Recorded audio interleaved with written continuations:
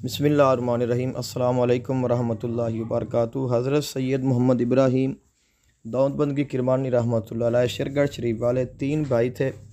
बड़े भाई आपके सैयद जलालुद्दीन कादरी और उनसे छोटे भाई थे सैयद रहमतुल्लाह शाह साहब, और तीसरे छोटे आप सैयद मोहम्मद इब्राहीम दाऊदबंद की किरमानी रहमतुल्लाह अलैह हैं, जिनका मज़ार शरीफ शेरगढ़ ज़िला उकाड़ा में है।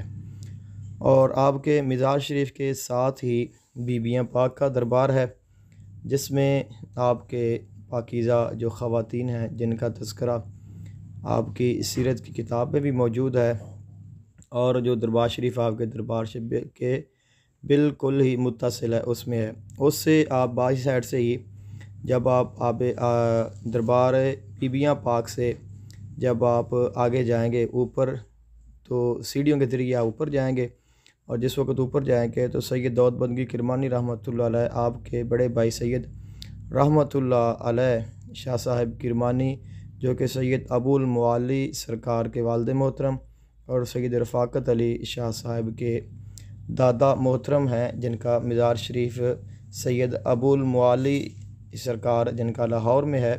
और आप सैयद दाऊदबंद की किरमानी रहमतुल्लाह अलैह के सगे भतीजे हैं, और आपकी ज़ौजा मोहतरमा के आप सके भांजे हैं, और आपके वालिद मोहतरम हैं सैयद रहमतुल्लाह अलैह शाह साहब।